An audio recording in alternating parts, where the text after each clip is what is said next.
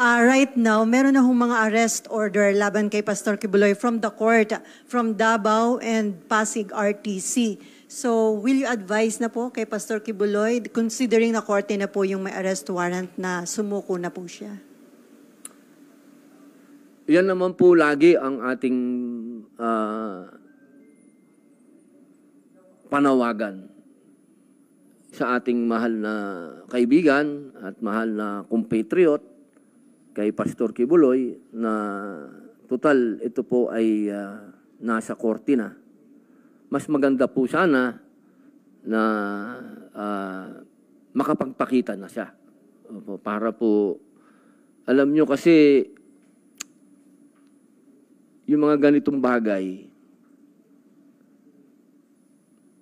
katulad nung una kong interview sa inyo, sana naiwasan yung mga ganito na mga ganap. Pwede namang ginawang matahimik. Eto tayo ngayon, dagdag budget na naman ito sa mga kapulisan, sa kasundaluhan. Siyempre, may task force, hulihin si Pastor Kibuloy. Hindi lahat ito pabor sa kaban ng bayan. Sana. Pero nandyan na yan. Meron ng operation. Sana lang magdasal po tayo na walang mangyaring violent. Sana maging mapayapa. Kasi katulad ng sinabi ko nun, napakahirap na pagsamahin natin sa issue na to ang faith at politics. Ang hirap po niyan. Kumbaga, ang daming taong masasaktan dito sa issue na to. At pananampalataya yun. Mahirap tayong maipit sa gitna pagka pinag-usapan ng pananampalataya. Sa totoo lamang po, inaantay po namin hanggang ngayon yung desisyon kung kailan kami makakapag-hearing patungkol po sa pagtanggal ng franchise ng SMNI. Hanggang ngayon, naantay po namin ng desisyon kung kailan kami makapag-hearing. Kasi ang dami na po dyan, ang dami nang naging nagdikit, ano na siya yung kaso ni Pastor kasi, domino na, umabot na hanggang sa SMNI, freedom of the press na. Iisang programa lang yung sinasabi na nagkaroon ng pagmamalabis, pero yung buong istasyon ng tinanggalan, yung mga ganun ba? Asan ang due process na naman nun? Sa totoo lang po, napakadaming issue sana na pwede nating pag-usapan sa hearing, pero wala pa po, hindi pa na-i-schedule ang hearing nito.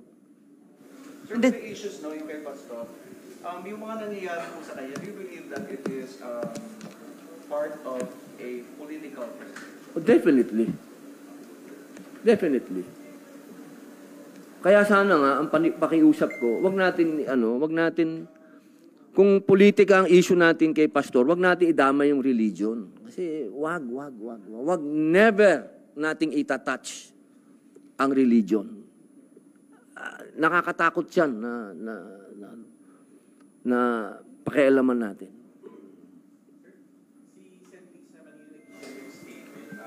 Asking yung PNP to revoke yung mga gun licenses na naisip pa yung may mga followers siya supposedly na nagpo-post sa social media na handa sila magpakamatay para hindi maaari. Yun ang nakakatakot dun, sir. Yun ang mga sinasabi ko kasi pag pinag-usapan natin ng faith kasi, dyan mapupunta yan. May mga fanatics tayo na hindi natin maiwasan.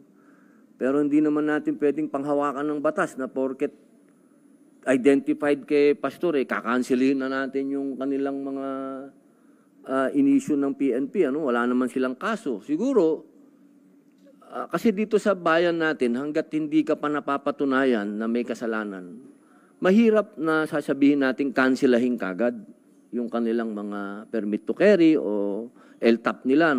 Kasi kailangan may proseso din yun. Kailangan mapatunayan muna na sila ba may nagawang kasalanan. Kasi minsan yung mga ganun na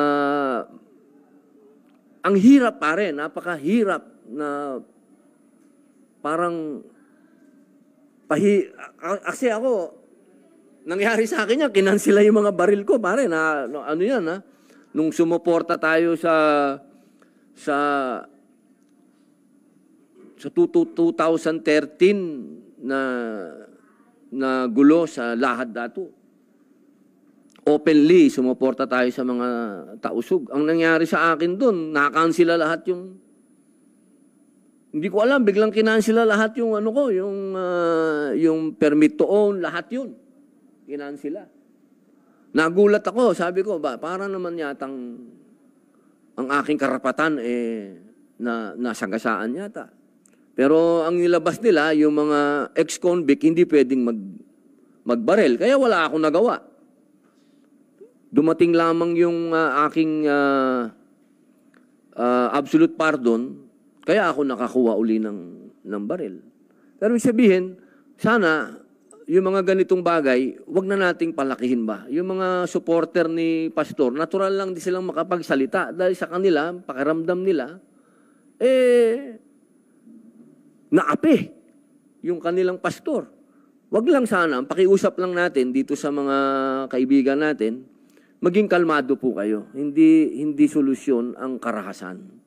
At tandaan po natin, si pastor ay lingkod ng Diyos. At ang kanya pong dinadanas ngayon isang pagsubok. Isang pagsubok sa kanyang pananampalataya at sa pananampalataya ng tinatayuan niyang relihiyon. At isang bagay ito na nagpapatunay na kapag malapit tayo sa pagsubok, ibig sabihin malapit tayo sa Diyos. Kaya siguro po, ang gawin na lang natin, manalangin tayo ng kapayapaan. Kung ano man ang mangyari, sumurrender man si pastor o mahuli, sana walang karahasan na mangyari. Sir, when you say setting aside politics, do you mean we have to simply ignore the complaints of the victims of Kibuloy? Would this that amount to condoning his illegal activities? Ay, hindi po. Huwag po natin i-ignore, no? Dahil ito po ay ang pakiusap po natin, pag-usapan po ito sa korte. Kasi sa court po, yan hindi may impluwensyahan yan ng tinatawag natin politically motivated cases. Ano?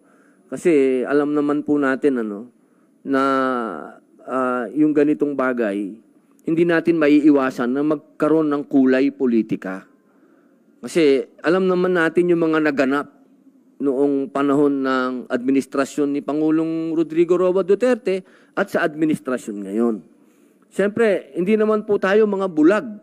Alam naman natin yun na number one na supporter ni Pangulong Rodrigo Roa Duterte, si Pastor Kibuloy.